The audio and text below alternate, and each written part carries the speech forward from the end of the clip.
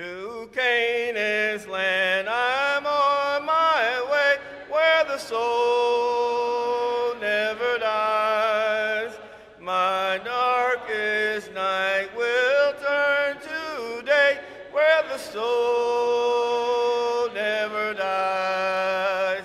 No sad farewells, no tear dim eyes, where all is love and the soul never dies. I'm on my way to that fair land where the soul never dies, where there will be no parting hand and the soul never dies. No sad farewells, no tear dim eyes, where all is love and the soul never dies. Good evening. Again, it is an honor and privilege to be here with you all tonight. You see, I don't have a fancy presentation or anything, just me and hey, welcome back to the Covens. I just looked over there and saw Mississippi. Was it fun? You know, I heard somebody say they were going on vacation, and I asked them where, and they said Mississippi. And I said, you know what, those are two words I've never heard in the same sentence, Mississippi and vacation. I've heard people say stuff like I'm going to Mississippi, but I've never heard anyone say I'm going to Mississippi for vacation. So I just thought that was an interesting thing. But if you are visiting with us, then certainly we are happy that you have decided that you wanted to spend this hour with us this morning. I was told that I was very long this morning. I surprised myself when I stepped down and I saw my clock said it was 12:30, and I tried to remember do we start at 12? I was trying to remember what time worship actually started this morning. But I'm going to be pretty quick tonight. We just wanted to make a few points from Psalm, the 90th number of Psalm. This is one of the more popular Psalms. Matter of fact, the verses that were just read are very popular verses. It's something that you hear people say a lot, from everlasting to everlasting. Thou art God. And so what this Psalm does is it speaks to the eternity of God, but then it contrasts that with the brevity of life, and I believe that's what I gave them as a title for this, is the brevity of life. What I had read, and as I was looking at some different resources, commentaries, and different things that scholars have said, is most scholars believe that this psalm was written by Moses some point after the events that took place in Numbers 20. There is obviously no way that we can know that for certain. But that is what a lot of people believe about this particular psalm. And I just thought it would be good to cover this, especially since the Bible class this morning did deal with Numbers 20. And there are some events that took place in Numbers 20 that do help bring some insight into where Moses' mindset was, if that was indeed the case. As he wrote this psalm, what you will find as you read through this psalm is a very pensive man. You will find somebody who is very thoughtful, somebody who is very reflective as he is thinking about life and how short our lifespans are as compared to God. And so as he opens up this psalm, he says, Lord, you have been our dwelling place in all generations. Before the mountains were born, or you gave birth to the earth and the world, even from everlasting to everlasting, you are God. And so he begins this psalm by saying, God, you are eternal. God, you are mighty, you are majestic, you are our dwelling place. If there is anywhere that we can go for safety, we know that we can come to you. You will cover us, you will protect us, you will fight our enemies for us. You are a refuge for us. You are our dwelling place, and you've always been that before we existed and after we're gone. You are from everlasting to everlasting. There is never a time in which God did not exist. Matter of fact, as you go on and continue to read this psalm, you'll see very quickly that Moses turns his attention to contrasting the eternity of God to the temporary and transitive nature of our existence on this earth. What he says in verse 3, he says, "You turn man back into dust." They say, "Return, O children of man, for 1,000 years in your sight are like yesterday when it passes by, or as a watch in the night. You have swept them away like a flood, they fall asleep. In the morning they are like grass which sprouts anew. In the morning it flourishes and sprouts anew, toward evening it fades and withers away." What is he comparing life to? He's comparing it to things that are temporary. Things that don't last very long. They're not just temporary, they're short-lived. And when you think about this idea of God being from everlasting to everlasting, or you think of 1,000 years to us being like one day to him, and you think about our lifespans, that means no matter how long a lifespan is on this earth, it is nothing to God. You know, if you live to be 70, 80, 90, 100, 130, that's still going to be short. Methuselah was the oldest recorded person to ever live, 969 years. And you know what? To God, that wasn't even like a day. Think about that. The God that we serve is not bound by time. We are bound by time. Everything we do involves time. This sermon is bound by time. I've been told again not to take it very long, because there are other things that we need to do. Time is one of the things that we are consumed with. It is hard for us to imagine time not being a thing. It is hard for us to imagine ever living and not having to worry about time. But everything that we do is based on time, and that's actually as much a part of this psalm as anything. When you think about the brevity of life, you're thinking about time. How much time do we have on this earth?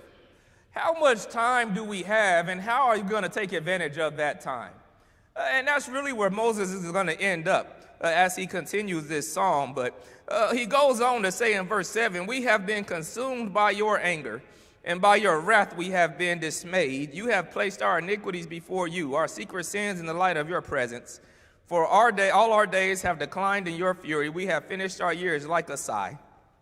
As for the days of our life, they contain 70 years, or if due to strength, 80 years. Yet their pride is but labor and sorrow, for soon it is gone, and we fly away." Our lives are best described transitive. When you think about this idea of being consumed by his anger, it's not talking about his anger towards us. It's not talking about his wrath towards us. But what he is talking about is God's anger and wrath towards sin. And it is because of God's anger and wrath towards sin that we have such brevity in our lives.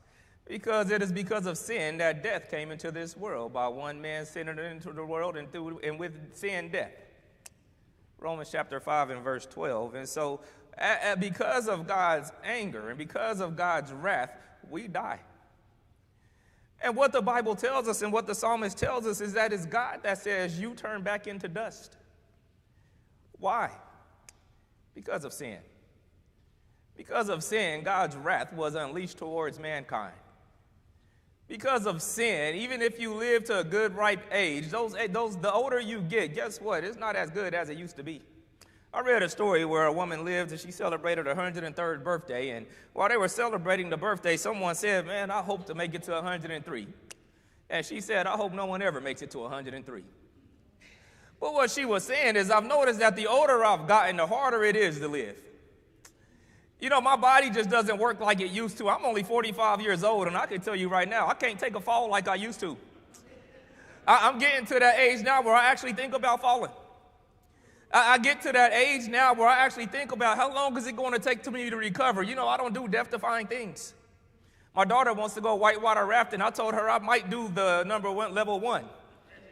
She wants to do level 5. I was like, you go for it. But I'm not interested in those things because what I recognize is I can't do what I used to do. You know, I was somewhere and I contemplated for a brief moment this idea of jumping off of a porch. And I saw some younger kids do it. And when they did it, it occurred to me, you know, I'm not that age anymore. You know, there was a time where I wouldn't have thought about it. I would have just took the leap. And nowadays, let me find something I can steady my hand on as I walk down this porch. But that happens as you get older. Your body becomes frail. Your body becomes weak. Sicknesses are different when you get older. And so as you live 70 years, 80 years, 90 years, it's not necessarily going to be easy living. It will be hard. There will be some tough times. There is going to be some sorrow. The other thing that's going to happen, the older you get, the more people you'll lose. You know what some of you all know about is your friends that you went to high school with, that you grew up with, some of your family members, your cousins, your siblings, your parents. You're going to deal with a lot more loss the older you get. And so there is a lot of sorrow, there's a lot of trouble in our lives the longer we live. But it's still transitive. You know, God is again, he is eternal, and so he does not have the same concerns that we have when it comes to time. You know, if God makes a promise to us, God isn't really concerned with how fast he delivers on that promise. You know, we might be tempted to say, you know, God said that this was going to happen and it hasn't happened yet. God failed. No, ma'am, and no, sir, that is not the case. You know, God has a better idea about when it is the right time to do whatever it is that he's going to do. God made Abraham a promise. That promise wasn't fulfilled for about 4,000 or so years. You know why that happened? Because God moved on his time. You know, God isn't concerned about our time. Our time doesn't mean anything. That's our problem, not his. And so when we think about this idea of life and the brevity of life, and we think about God's anger and the reason that our lives are so brief, well, it's because of sin, and God knows all. He says that even our secret sins are known by God. You know, sometimes we may have the nerve to think that if other people don't know it, then God doesn't know it. No, ma'am, or no, sir, God knows. He knows. God is always present. Somebody asked me at one point how we can be better stewards of ourselves, of our body, how we can be more disciplined with things. And one of the things that I would suggest to that end is always be aware of God's presence. Know that God is there.